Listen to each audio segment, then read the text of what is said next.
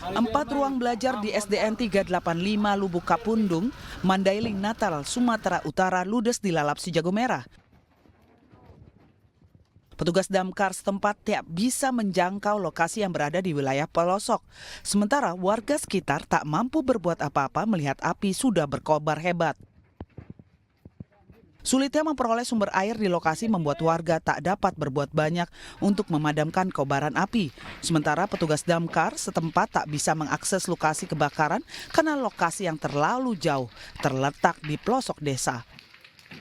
Warga kesal karena akhirnya sekolah musnah dilalap api dan melampiaskan kekesalan mereka dengan melempari sekolah yang sudah terbakar menggunakan batu. Belum diketahui pasti penyebab kebakaran dan hingga kini masih dalam penyelidikan petugas kepolisian. Sementara kerugian ditaksir mencapai ratusan juta rupiah. Dari Mandailing, Natal, Sumatera Utara, Ahmad Hussein Lubis, iNews melaporkan. Anda masih menyaksikan iNews Siang, pemirsa. Seorang warga yang sempat tertimbun longsor di Kabupaten Bandung Barat, Jawa Barat akhirnya berhasil dievakuasi dengan selamat. Sementara itu pada Senin malam, Menteri Sosial Tri Risma hari ini menemui ratusan korban longsor di pengungsian.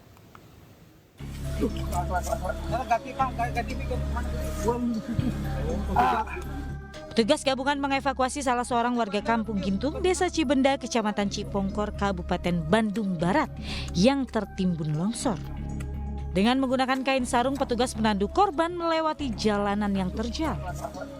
Korban selamat ini mengalami luka patah di bagian kaki dan kemudian dievakuasi ke rumah sakit. Sementara di posko pengungsian, suasana haru menyelimuti para korban yang juga berhasil lolos dari maut. Hingga kini masih ada 10 warga yang masih hilang dan dalam pencarian tim gabungan. Anak Bapak berarti? Berapa orang keluarga Bapak yang kena? Satu. Oh, satu. Yang anaknya aja. Tapi bisa dievakuasi Pak ya? Iya. Sempat tertimbun berarti Pak? Sempat. Berapa lama tertimbun anak Bapak Pak? Sekitar ada 50 meter. Oh, berapa lama tertimbunnya? Ada 1 jam? 2 jam. Kurang tahu sih. Sementara itu Senin malam, Menteri Sosial Tri Risma hari ini menemui ratusan pengungsi di Gor Desa Cibenda, SDN Cibenda dan SDN Padakati. Rata-rata para pengungsi kebingungan karena rumahnya hancur tergerus longsor. Iya, mereka rata-rata kan bingungan karena rumahnya hilang gitu. Nah, saya yakin dari pemerintah ada itu, cuman kan tidak bisa di tempat yang lama. Karena kondisinya kan tempat yang lama berbahaya, nggak mungkin lah kembali di tempat lama. Nah, masalahnya harus cari lahan yang aman supaya tidak ada korban. Risma memprediksi para korban akan berada cukup lama di tempat pengungsian karena hancurnya tempat tinggal mereka. Namun pemerintah berjanji akan menyediakan kebutuhan untuk para korban seperti air bersih, toilet, dan juga makanan dan pakaian. Dari Bandung Barat, Jawa Barat, Yuwono, iNews melaporkan. Pemirsa, untuk mengetahui informasi terkini, kami sudah terhubung dengan rekan Yuwono di Kampung Gintung, Desa Cibenda, Kecamatan Cipongkor, Kabupaten Bandung Barat, Jawa Barat. Selamat siang, Yuwono. Yuwono, untuk kondisi saat ini, apakah untuk korban yang hilang ini sudah berhasil dievakuasi semua? Bagaimana? Mohon diulang. Untuk korban yang hilang, apakah siang hari ini sudah dapat dievakuasi semuanya atau belum? Hingga saat ini petugas belum menemukan satupun korban di lokasi kejadian karena banyak kendala. Kendalanya tidak bisa alat berat masuk dan ketebalan lumpur. Namun petugas pada hari ini membagi 3 titik yang akan dilakukan pencarian, di mana titik-titik tersebut merupakan rumah warga yang tertimbun longsor gitu, Alisa.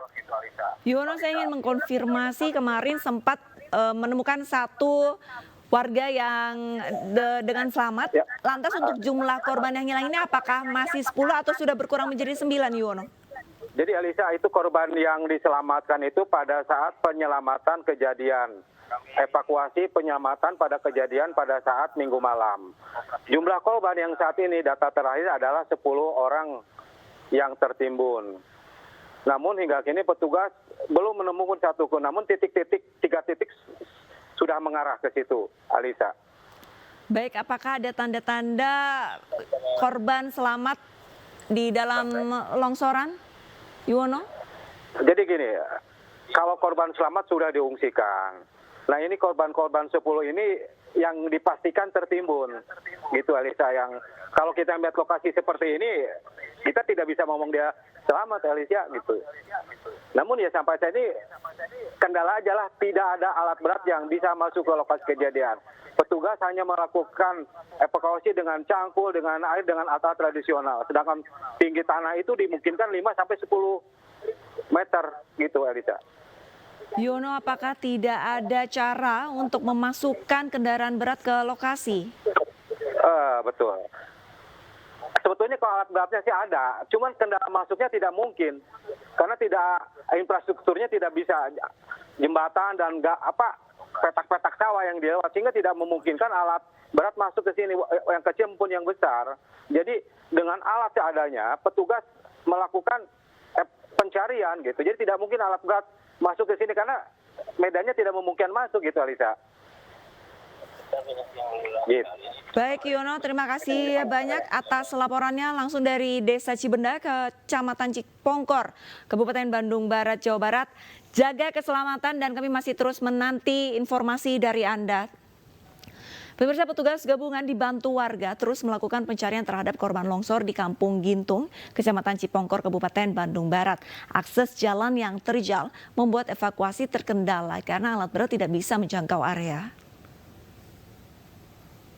Tadi pagi pemirsa, pencarian korban hilang di Kampung Gintung, Desa Cibenda, Kecamatan Cipongkor ini kembali dilanjutkan. Bukit setinggi 100 meter longsor dan menimpa permukiman warga. Menurut kesaksian warga yang selamat, sebelum longsor, hujan deras mengguyur disertai dengan suara gemuruh. Mayoritas warga yang tertimbun longsor tidak bisa menyelamatkan diri karena tengah tertidur lelap.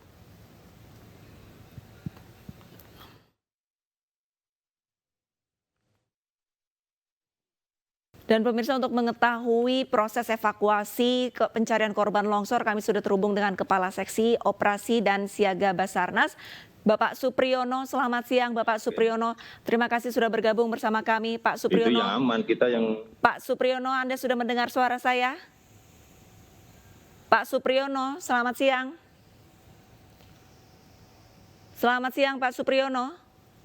Selamat siang. Baik, Pak Supriyono sudah mendengar suara saya Pak Supriyono ya? Diterima dengan jelas, sebaliknya. Baik. Pak Supriyono, sebelumnya kami sempat berbincang dengan tim kami di lapangan. Ini katanya alat berat ini mengalami kesulitan untuk berada di lokasi dan mencari korban yang masih tertimpa longsor. Apa yang menyebabkan alat berat ini sulit untuk masuk ke lokasi? Baik, kami sampaikan bahwasannya pelaksanaan operasi SAR hari kedua terhadap bencana banjir dan tanah longsor di Desa Cibenda, memang tingkat kesulitannya dari akses jalan raya menuju ke titik longsor ini kurang lebih 1,5 kilo, itu pun dilalui dengan jalan kaki dan posisinya lereng-lereng perbukitan yang mengakibatkan alat berat khususnya eskavator tidak bisa menjangkau ke lokasi longsor. Nah, begitu juga dengan kendala di longsoran, kurang lebih longsoran itu areanya 2 hektar. Tapi kita sudah maksimalkan dengan pelaksanaan operasi yang terdiri dari tim SAR gabungan, TNI, Polri, instansi pemerintah, relawan, ya masyarakat setempat, yang kurang lebih di 350 orang personil. Nah, ini kita laksanakan pencarian di 3 titik sektor pencarian, yang mana 3 titik ini informasi kita dapat dari warga yang saat itu terjadi dan selamat, begitu juga dengan penggalian informasi oleh Pak Kepala Desa setempat. Pak Supriyono, apakah cukup dengan petugas sebanyak 350 orang untuk mencari 10 orang yang hilang dengan luas 2 hektar? Ya, kalau pasti tentunya kami memerlukan waktu yang cukup ya mungkin di atas ya antara 10 sampai ya 14 hari sesuai dengan SK dari pemerintah Kabupaten Bandung Barat yang sudah diterbitkan masa tanggap darurat bencana banjir dan tanah longsor di sini. Nah, artinya dari masa tanggap darurat 14 hari ini kita akan bersinergisitas dengan tim SAR gabungan tersebut untuk memaksimalkan pencarian di 3 titik sektor tersebut. Memang 2 hektar ini tidak semua harus kita bongkar ataupun kita cari, tapi di 3 titik boksit pencarian inilah yang akan kita fokuskan. Dari lapangan pun ketebalan longsor di 3 titik ini bervariatif antara 3 sampai 6 meter kedalaman tanah longsor tersebut. Pak Supriyono, Material longsor. Pak Supriyono, maaf saya potong, dengan ketebalan lumpur 3 sampai 6 meter, apakah memungkinkan jika diturunkan anjing pelacak? Nah, betul sekali. Anjing pelacak pun dari hari pertama sudah kita libatkan dari Kinain Polres Cimahi, terus dari Kinain Polda Jabar sudah kita terjunkan. Kurang lebih ada 3 satwa yang kita turunkan dari hari pertama sampai hari ini, hari kedua sudah kita laksanakan. Terakhir mungkin Pak Supriyono, untuk kondisi cuaca di sana apakah mendukung petugas untuk mencari korban yang masih tertimbun? Sampai saat ini pun strategi kami awalnya menempatkan personil yang berjumlah kurang lebih 8 personil, khususnya menjadi tugas yaitu safety officer.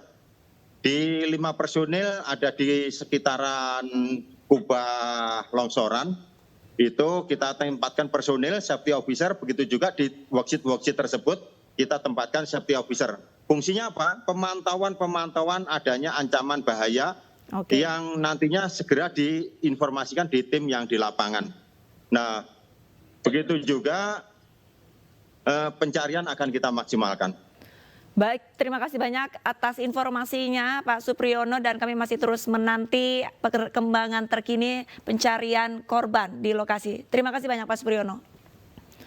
Pemirsa, kita ke informasi lainnya, di mana jumlah pasien virus flu Singapura di Kota Depok, Jawa Barat melonjak sejak beberapa bulan terakhir. Flu Singapura ini didominasi pasien anak-anak.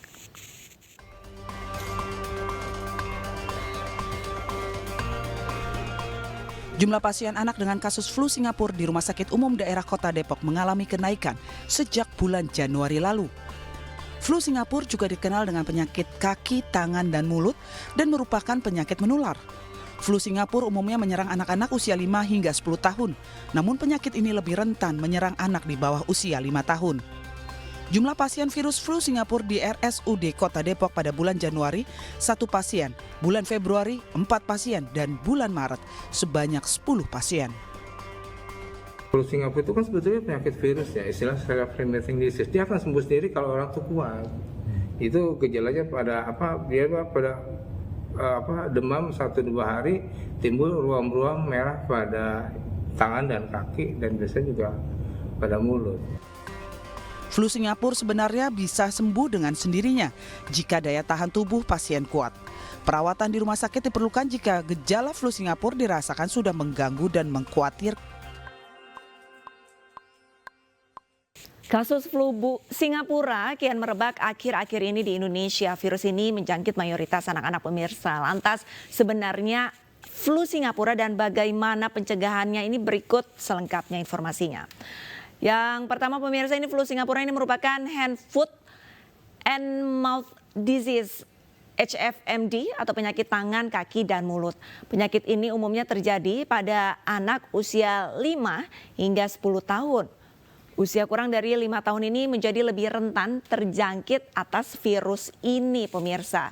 Lantas sebenarnya untuk gejala dari flu Singapura sebenarnya apa saja sih? Yang pertama, pemirsa, pastikan anak Anda jika demam ini langsung diperiksa demamnya berapa derajat Celcius. Karena salah satu pemicunya adalah demam, kemudian ada sakit tenggorokan, lalu terdapat lesi seperti sariawan yang terasa di lidah, gusi atau bagian dalam pipi. Nah, lesi ini adalah poin penting bahwa anak Anda ternyata sudah terserang virus Singapura. Dan yang terakhir ini terasa nyeri di lidah, gusi ataupun bagian dalam pipi, nafsu makan menurun, lesu muncul, ruam serta lepuh kecil di telapak tangan atau telapak kaki pemirsa. Lalu kita bandingkan dengan flu biasa pemirsa. Apa sih perbedaan flu Singapura dengan flu biasa? Kalau misalkan kita melihat gejala flu biasa ini berupa pilek, bersin, hidung berair atau tersumbat, sakit tenggorokan, demam, menggigil, sakit kepala, batuk terus-menerus, sesak nafas, merasa lelah dan lemah, dan terkadang menyebabkan muntah, sakit perut, dan diare pemirsa. Lantas bagaimana untuk mencegah anak kita terserang flu Singapura? Yang pertama, mencuci tangan dengan sabun dan air yang mengalir, terutama sebelum makan dan sesudah dari toilet. Lalu mengonsumsi makanan dan air yang benar-benar matang, tidak berbagi peralatan, alat makanan, sikat gigi, dan handuk dengan orang lain. Lantas menghindari kontak dengan orang yang sakit pemirsa. Mendesinfeksi gagang pintu, tombol lift ataupun apapun yang sering disentuh orang sebelum disentuh sama anak kita. Dan pemirsa, untuk mengetahui informasi terkini mengenai flu Singapura dan bagaimana pencegahannya, kami sudah terhubung dengan konsultan infeksi dan penyakit tropik Departemen Ilmu Kesehatan Anak FKUI RSCM, Dr. Nina Dwi Putri. Selamat siang, Dr. Nina. Selamat siang, Mbak. Dr. Nina, ini dalam sepekan bahkan sebulan terakhir jumlah anak yang terkena flu Singapura ini kian melonjak. Sebenarnya apa sih yang menyebabkan anak-anak ini lebih mudah untuk terserang flu Singapura? Ya, baik, terima kasih. Jadi kita mungkin saya menjelaskan dikit ya, flu Singapura itu sebenarnya nama medisnya atau nama diagnosisnya adalah penyakit hand, foot, and mouth disease. Jadi penyakit tangan, kaki, dan mulut, karena gejalanya ada di tangan, kaki, dan mulut. Kenapa sering disebut flu Singapura? Karena yang banyak melaporkan itu awal-awalnya di Singapura, tapi sebenarnya di negara-negara lain juga ada, negara-negara di Asia. Okay. Iya, betul. Jadi bukan cuma punyanya Singapura, tapi karena orang sudah biasa sebut ya, flu Singapura, jadi sebut flu Singapura. Nah, kenapa bisa terjadi infeksi HFMD atau flu Singapura ini?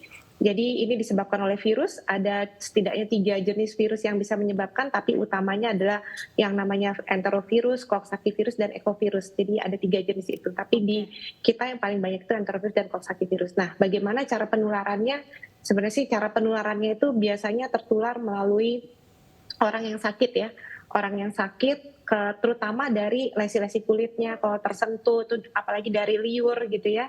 Kita tahu lesinya ada di mulut, lalu juga karena virus ini terutama berkembang biaknya di saluran cerna, itu akan menular dari sekret yang ada di saluran cerna, misalnya dari tinja atau dari feses seorang anak. Nah, itu mungkin yang menjadi penting untuk penularan.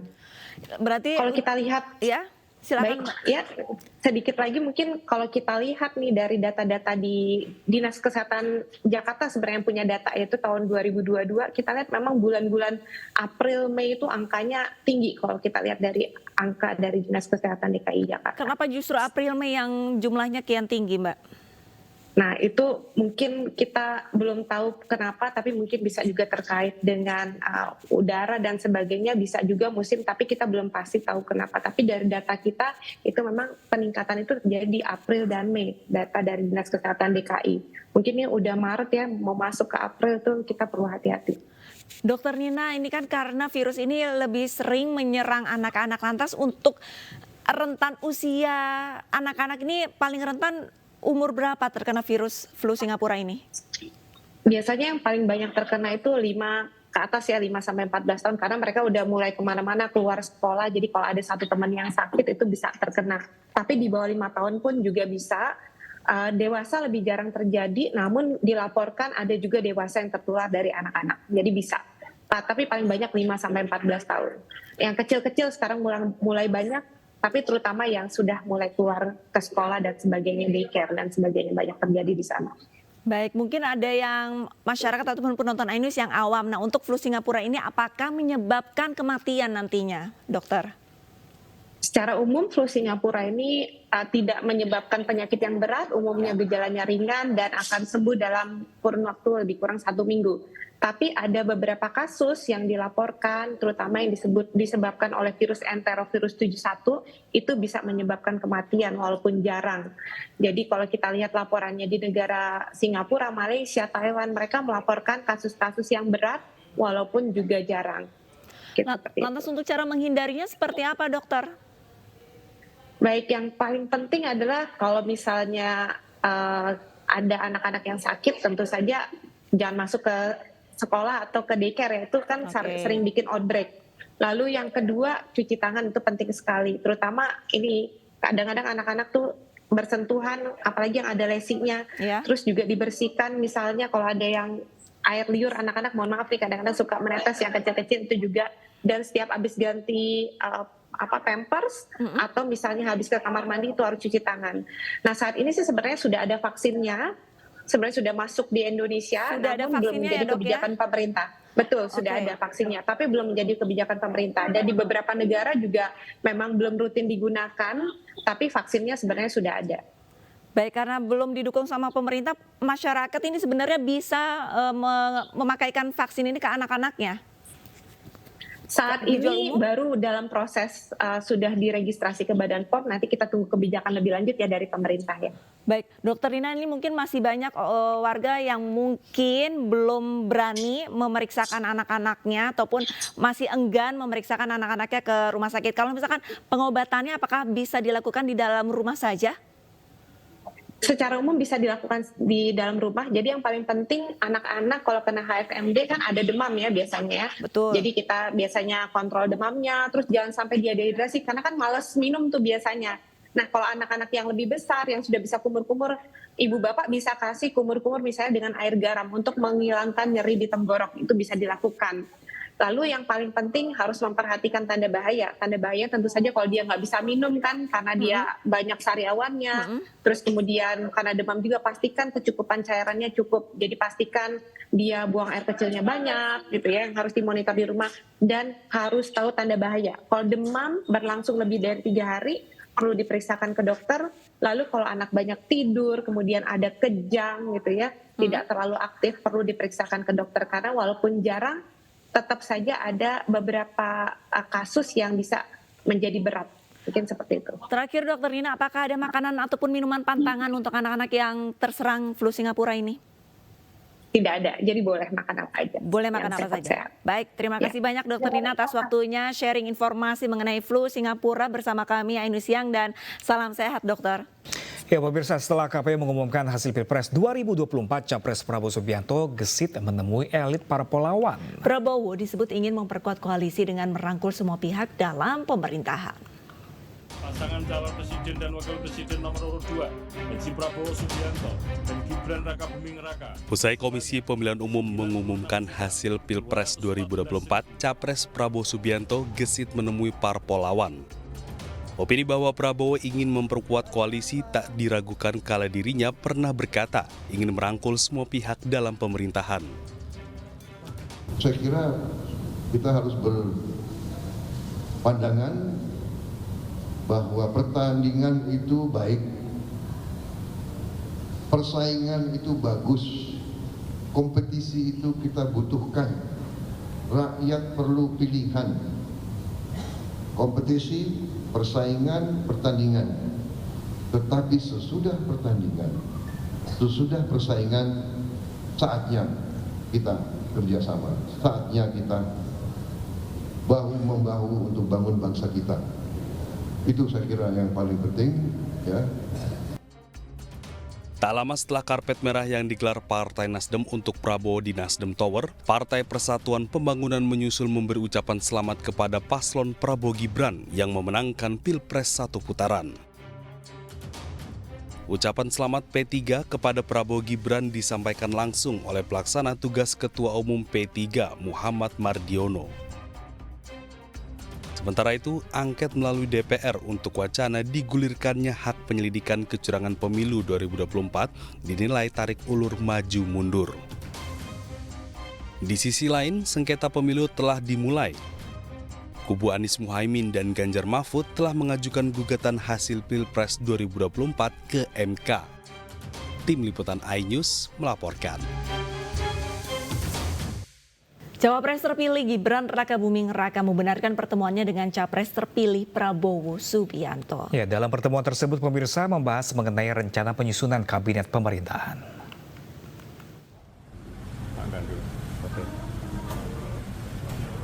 Calon Wakil Presiden Gibran Rakabuming Raka menjawab pertanyaan media dan membenarkan ada pertemuan dengan calon Presiden Prabowo Subianto beberapa waktu lalu. Meski tidak menjelaskan secara terperinci, Gibran tidak menampik bahwa pertemuan tersebut salah satunya juga membahas rencana susunan kabinet pemerintahan. Partai lain juga, ya? Banyak. Soal kabinet itu? Ya, salah satunya itu. Sama ini mungkin ada pembicaraan partai yang Ya, partai-partai lain juga, ya. Terima kasih ya. Diinformasikan sebelumnya Gibran telah bertemu Prabowo Subianto usai KPU mengumumkan hasil rekapitulasi suara pemenang Pilpres 2024 pada Jumat 22 November 2024 kemarin. Dari Solo, Jawa Tengah, Septiantoro, iNews melaporkan. Sementara itu pemirsa, Capres-Cawapres Anies Muhaimin dan Ganjar Mahfud MD menggugat hasil Pilpres 2024 ke Mahkamah Konstitusi. Kedua paslon meminta kemenangan Prabowo Gibran didiskualifikasi dan segera diadakan pemilu ulang.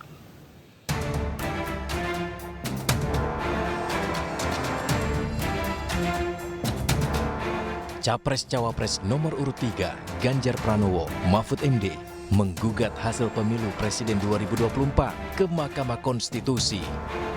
Ganjar Mahfud menilai ada indikasi kecurangan selama, sebelum, hingga setelah pemungutan suara.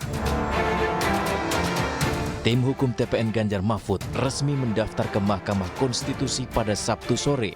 Mereka membawa tumpukan berkas berisi surat permohonan setebal 151 halaman beserta daftar bukti dan saksi. Ada 30 saksi dan 10 ahli yang disiapkan untuk hadir di persidangan. Dalam permohonannya, Ganjar Mahfud meminta kemenangan Prabowo Subianto Gibran Rakabuming Raka didiskualifikasi dan segera diadakan pemungutan suara ulang. Kita tidak ingin itu dilanggar. Ya.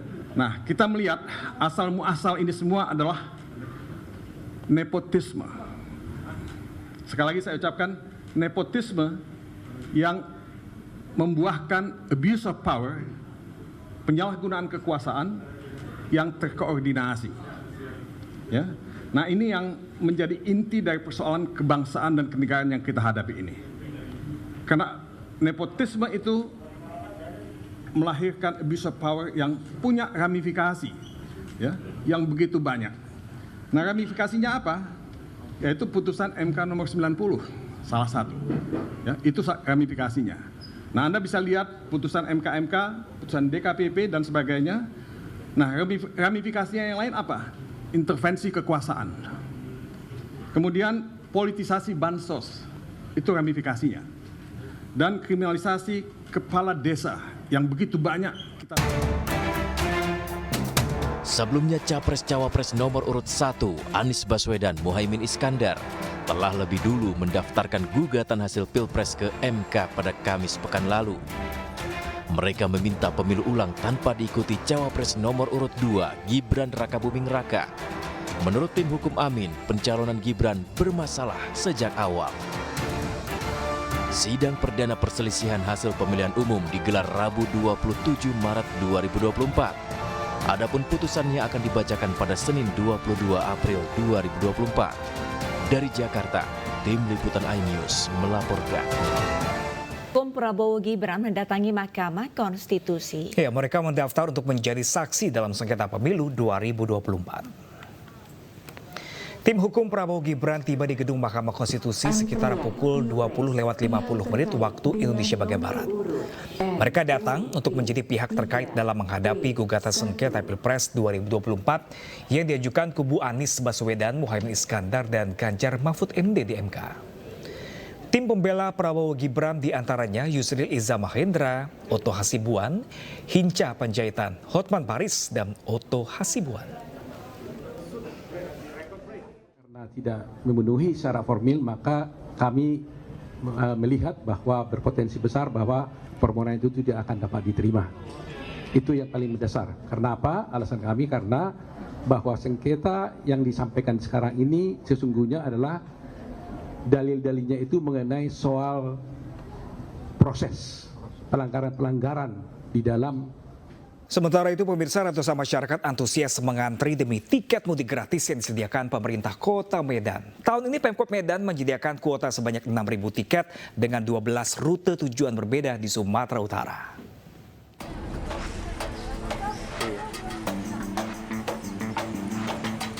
Ratusan masyarakat memadati kawasan Taman Ahmad Yani, tempat penukaran tiket program mudik gratis yang dilaksanakan oleh pemerintah Kota Medan Senin pagi. Diketahui pemerintah Kota Medan sudah melakukan program mudik gratis selama 3 tahun berturut-turut. Pada tahun ini, Pemkot Medan menyediakan 6.000 kuota mudik gratis.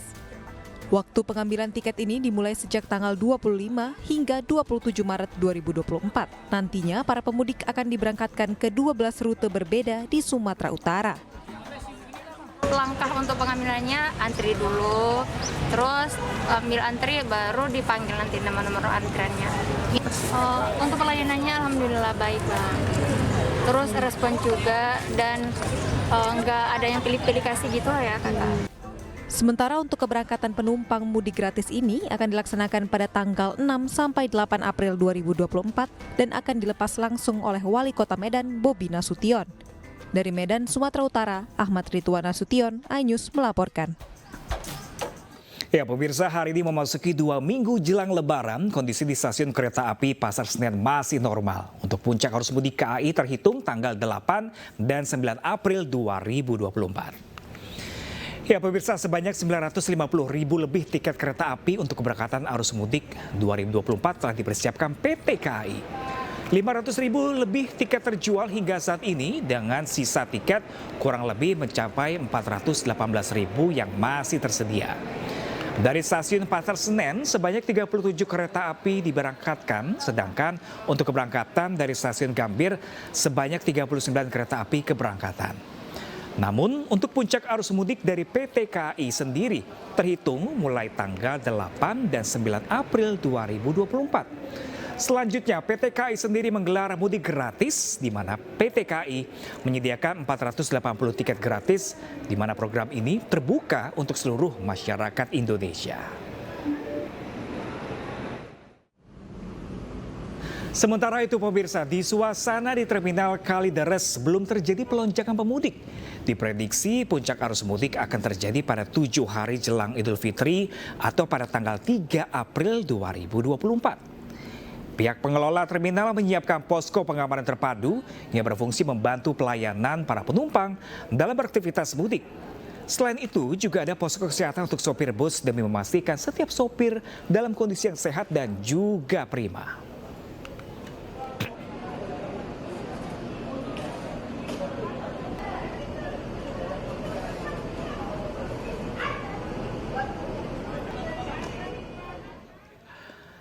Dan pemirsa, untuk mengetahui informasi berlanjutnya, pemirsa terhubung dengan rekan kami Anissa Septiarani di Stasiun Pasar Senen Jakarta Pusat dan rekan kami Ainufus di Terminal Kalideres Jakarta Barat.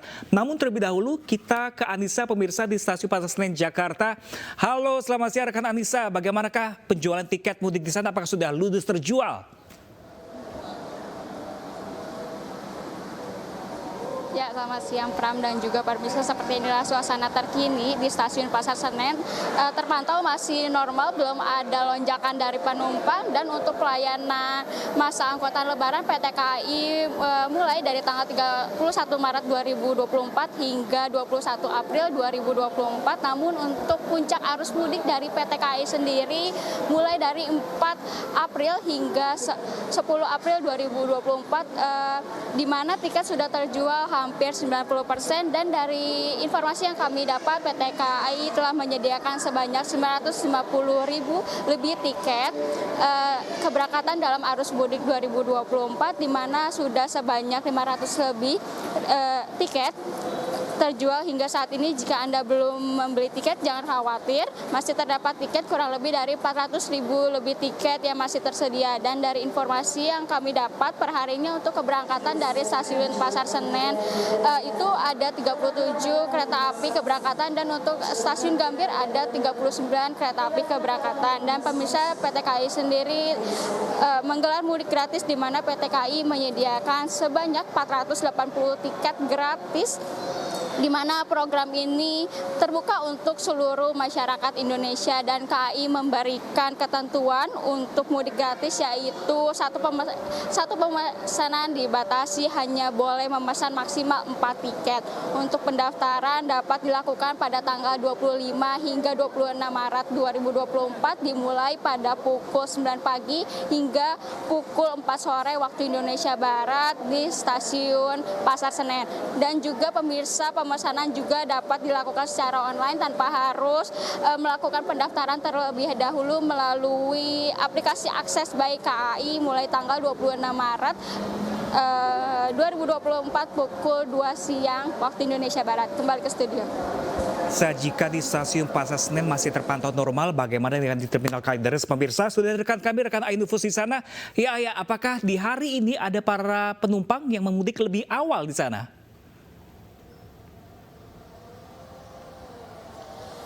Halo siang Pram dan pemirsa, memang diperkirakan sebelumnya akan ada sejumlah masyarakat yang melakukan mudik lebih awal dibandingkan dengan prediksi dari tanggal arus mudik. Namun dari pantauan kami sejak pagi tadi di Terminal Kalideres masih terpantau normal, bahkan cenderung sepi. Artinya yang hanya beroperasi yakni transportasi umum seperti Transjakarta dan juga angkutan umum kota.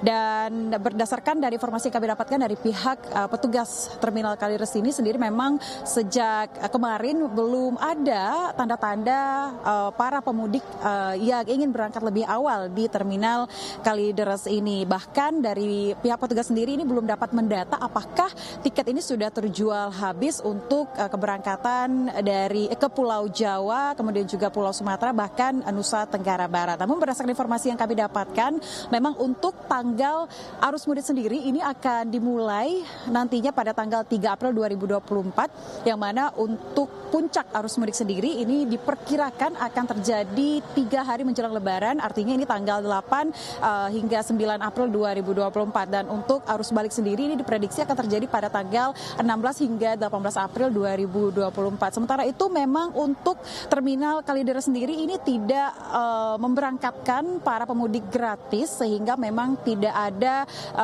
kejadian yang abnormal, maksud kami yang diprediksi akan terjadi di Terminal Kalideres ini. Namun berdasarkan informasi yang kami dapatkan, tahun ini nantinya akan terjadi lonjakan jika dibandingkan dengan tahun lalu, di mana jika tahun lalu ini ada sekitar 6.000 hingga 7.000 penumpang yang berangkat dari Terminal Kalideres, tahun ini diprediksi akan ada sekitar 8 hingga 9.000 penumpang yang akan berangkat dari Kalideres menuju ke sejumlah daerah yang menjadi destinasi dari transportasi yang disediakan di Terminal Kalideres. Sementara itu dari pihak Kalideres sendiri sudah menyiapkan sejumlah posko, yang mana salah satunya adalah posko terpadu, yang mana nanti akan ada sejumlah pengamanan yang dilakukan dari aparat gabungan, kemudian juga akan ada posko kesehatan yang akan diberikan untuk memfasilitasi para pengemudi transportasi dan juga para penumpang, hingga adanya posko perawatan atau juga pengecekan untuk kendaraan transportasi agar nantinya kendaraan bisa prima untuk melakukan perjalanan yang cukup jauh. Sementara demikian, Pram, kembali ke studio.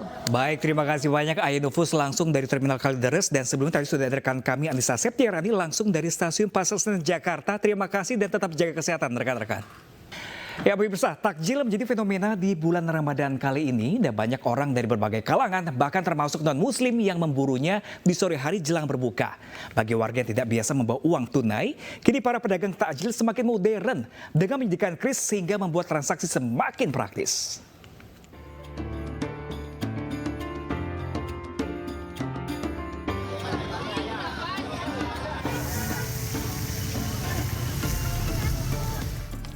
Takjil, berbagai makanan dan minuman untuk berbuka puasa yang kini jadi primadona saat bulan Ramadan.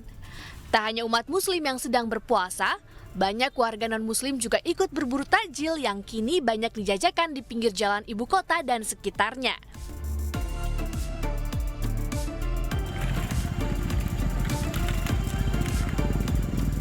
Hampir semua pusat jajanan takjil padat setiap sorenya. Seperti di Jakarta Pusat ada kawasan Ben Hill, serta kawasan Kemayoran, lalu ada di kawasan Galaksi di Bekasi. Ramadan ini membeli takjil makin praktis karena banyak pedagang yang merupakan UMKM sudah banyak yang menyediakan metode pembayaran dengan kris. Pembeli banyak yang menyukai metode ini apalagi yang jarang membawa uang tunai. Senang banget, jadi kita nggak perlu takut nggak ada kembalian, terus lebih simpel karena kita kemana-mana pasti bawa handphone kan, jadi tinggal scan aja udah langsung kebayar. Karena lebih praktis sih, dan emang jarang megang cash juga sekarang. Gimana pendapatnya banyak pedagang takjil sekarang udah pakai kris? Lebih membantu banget sih, jadi nggak perlu ke ATM dulu sebelum jajan.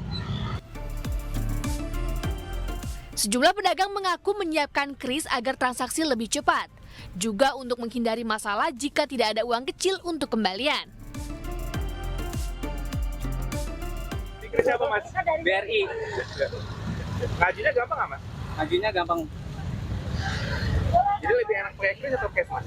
Lebih ke arah kris. Alasannya apa? Alasan lebih cepat dan praktis. Bagi pedagang mengajukan kris sangat mudah. Salah satu bank yang bisa membuatkan kris bagi UMKM adalah bank milik pemerintah BRI. Pedagang bisa datang ke kantor cabang terdekat untuk mengajukan pembuatan kris. Sudah menjadi PR kami, pekerjaan kami sehari-hari untuk memang mendigitalkan terkait dengan tools payment ini, khususnya di kris ya. Jadi mau menjelang Ramadan atau menjelang Lebaran dan sebagainya, tanpa itu pun juga kami sudah sama-sama sudah jalan gitu ya. Jadi kan posisi-posisi seperti ini mereka itu tinggal menggunakan Pak. Bapak bisa cek lah di depan-depan sini di pasar-pasar ini kan sudah begitu ada pedagang-pedagang kecil atau mungkin yang rangkaian dengan takjil dan sebagainya itu kebanyakan udah banyak yang pakai juga. Gitu. Jadi kan tapi dengan momen Lebaran ini memang ada beberapa yang kaitan yang mungkin belum terdigitalisasi, ada yang mengajukan. Jadi itu kan memang syaratnya kan mudah banget gitu kan, syaratnya mudah banget cuma dengan KTP, keterangan usaha, finish gitu kan. Dan itu kan sangat membantu untuk kaitannya dengan kemudahan pembayaran yang ada di customer-customer yang dari pelanggan-pelanggan mereka. Gitu. Dengan banyaknya pedagang takjil yang sediakan kris sehingga makin praktis, war takjil kini makin seru. Dengan bermodal handphone di genggaman, bisa cepat bawa pulang berbagai macam makanan. Tim Liputan, iNews melaporkan. Pemirsa, brand perhiasan mewah Isago menggelar investor gathering Isago di Park Hyatt, Jakarta. Ya, pemirsa, Isago merupakan brand yang menyediakan produk perhiasan mewah ramah lingkungan dibandingkan natural diamond karena produksinya tidak melewati proses penambangan.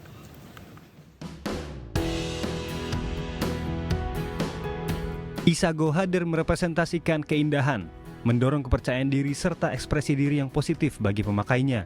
Sebagai sebuah brand perhiasan, Isago menyediakan produk perhiasan mewah berbahan dasar 14K recycled gold dan lab-grown diamond.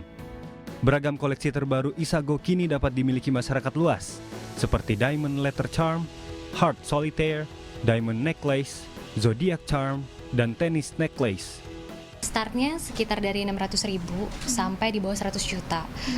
Sekarang kita sudah memasarkan online dan offline. Kita tidak ada seasonal ya, jadi lebih berjalan terus sudah gitu kita tidak ada expiry date kalau kayak beauty brand gitu.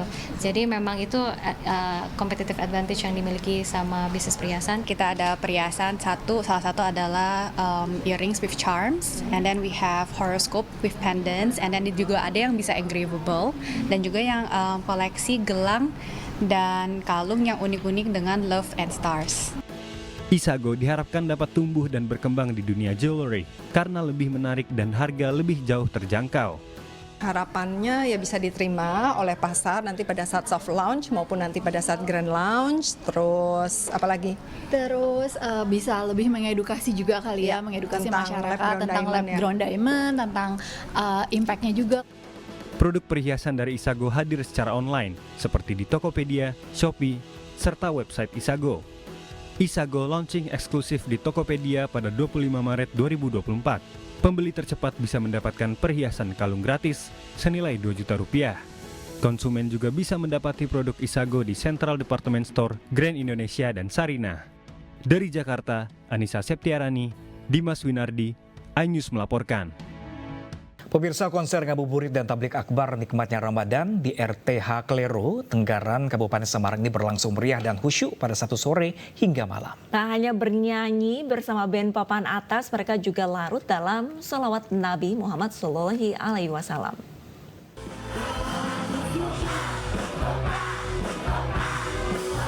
Grup band Bagindas membuka tablik akbar Indahnya Ramadan yang disiarkan iNews TV pada Sabtu malam.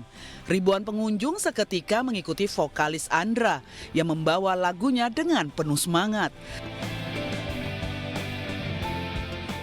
Setelah bernyanyi, ribuan jamaah khusyuk bersalawat dipandu Subhanul Muslimin bersama Gus Asmi.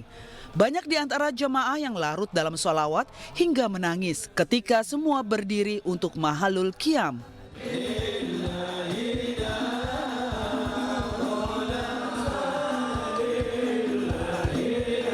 Tablik akbar yang dipandu David Kholik dan Inara Rusli ini juga diisi tausiah dari Ustadz Taufikur Rahman. Acara diawali dengan konser ngabuburit pada sore hari yang dimeriahkan grup band Armada. Kegiatan semakin meriah dengan dukungan PT Sukun Wartono Indonesia. Booth foto 360 derajat menjadi daya tarik tersendiri bagi jamaah untuk mengabadikan momen tersebut sebelum masuk area tablik akbar. Ini kegiatan yang positif karena di bulan Ramadan ini PT Sukun Wartono Indonesia merasa bahwa kegiatan seperti di bulan Ramadan bisa dapat meningkatkan keinginan masyarakat untuk tetap fokus beribadah karena adanya tausiah yang ada di dalam acara ini. Di satu sisi juga ada konser musik yang dapat membuat mereka semangat juga untuk mengikuti kegiatan seperti ini. Sukses gelaran acara di Kabupaten Semarang, rencananya 2 program ini juga akan mendatangi 2 kota lainnya yakni Bekasi dan Tangerang. Dari Semarang, Jawa Tengah, Taufik Budi Nur Cahayanto, iNews melaporkan. Ya, pemirsa, Koarmada 1 melaksanakan inspeksi kapal perang atau Admiral Inspection dan Exit Broadcasting di dermaga Sunda Kompleks Satuan Kapal Koarmada 1 Pondok Dayung. Admiral Inspection merupakan salah satu tradisi di lingkungan TNI Angkatan Laut guna memeriksa kesiapan unsur-unsur Angkatan Laut. Berlokasi di dermaga Sunda Kompleks Satuan Kapal Koarmada 1 Pondok Dayung, Koarmada 1 melaksanakan inspeksi kapal perang atau Admiral Inspection dan Exit Broadcasting pada Minggu siang. Admiral Inspection untuk memeriksa kesiapan unsur-unsur Angkatan Laut. Selain itu, kegiatan ini sekaligus sebagai salam perpisahan Pangkoarmada 1 yang lama dengan memperkenalkan calon Pangkoarmada 1 yang baru. Laksamana Muda TNI Yos Suryono resmi menjabat Panglima Komando Armada 1, menggantikan Laksamana Muda TNI Ahmad Wibisono. Setelah terima jabatan Pangkoarmada 1 langsung dipimpin oleh Panglima Koarmada Republik Indonesia pada Senin sore. Pangkoarmada RI Laksamana Madya TNI Denny Hendrata menyampaikan rotasi jabatan merupakan bagian dari pembinaan karir perwira serta penyegaran organisasi sehingga kinerja pasukan lebih baik. Ketahui bahwa setelah terima ini sudah merupakan normatif ya, peremajaan organisasi ya, di mana Pangkoarmada 1 ini sebetulnya sudah mendahului jadi Asrena Kasal, dan Laksamana Muda TNI Yos Suryono ini dari Komandan Seskual ya.